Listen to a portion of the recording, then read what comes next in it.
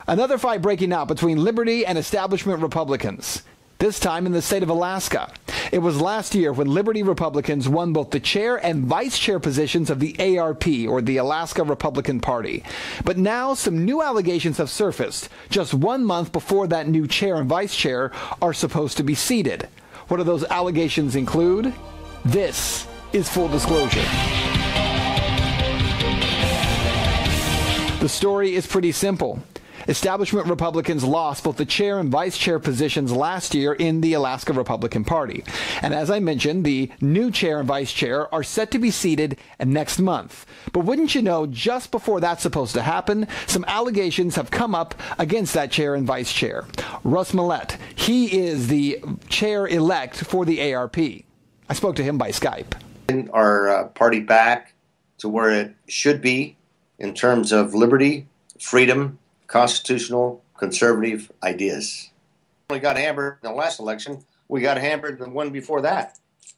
So we've lost 2 in a row now, and I think we're not doing well, especially on a national level. And a lot of people are leaving the party, and I hear that every day in Alaska that they're leaving. People tell me they're leaving, and by the way, Ben, I might say that many people have come to me and said, Russ, we want to give money to the party, but we will not do it until you're seated. How many of you are facing allegations? Well, there's 4 of us. There's myself. There is the vice chair, Debbie Brown. There is another young man that's at the district level who is the vice chair of the district level. He's been charged. And then there's another young man, which we call a bonus vote, who's very similar to a chairman, but he doesn't have that authority. He just gets to vote at SCC meetings. So what allegations is Millett now facing? Well, he says among those allegations, a charge that he has not raised any money for the party as he was supposed to have. But he says there's a reason for it. Requirements. I was drafted into the position. I gladly accepted, well, somewhat reluctantly. I gladly accepted it after that reluctance, and they prevented me from having access to any kind of significant dialogue or interchange or any kind of financial records for 10 months. So for 10 months you have not had access to any of those things?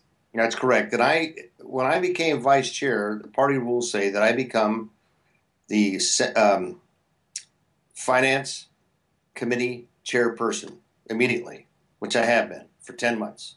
And they have charged me or alleged that I haven't raised any money for 10 months. Well, how can I raise money if I don't know what my books are? I don't know what my budgets are. I don't know where the bank accounts are. I don't have any records of any financial dealings of the party or any kind of history of what kind of money has been raised, nor from who. I would have no access to any databases, no donor list. I have not been introduced to any donors of the party by the chairman that's been there for 12 years. He knows all this information, but he hasn't shared it with me.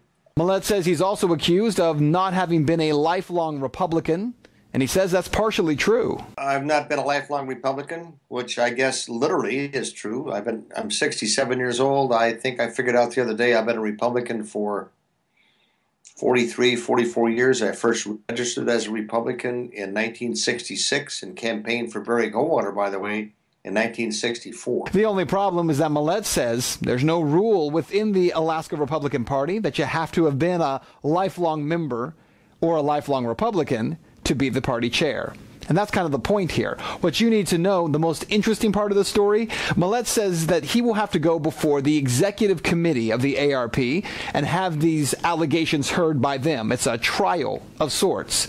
But Millett says it's members of that executive committee who themselves have had allegations made against them from Republicans who claim they've mishandled money. There have been charges against those that are bringing charges against me, and they were done after April, when I was elected, April of 2012, I beg your pardon, and they've never been heard. So they need to be heard before the charges against me and Debbie are heard. To try me, they will then find me guilty or not guilty. If they find me guilty of their charges, or the charges that were brought against me by one of them, who will be on that committee and be one of my inquisitors and will be entitled to vote, which is not right. He's obviously prejudiced.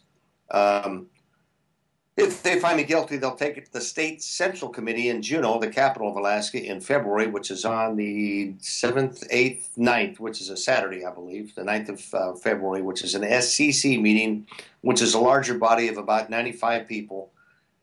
And yet he says those members of the executive committee have never allowed allegations against them to be heard. He simply questions why their allegations have not been addressed, and yet he has to have this so-called trial before he can be seated. Fairness? He says that may be the issue here. We'll keep you updated on exactly what happens with Russ Millett as we go. And that is Full Disclosure.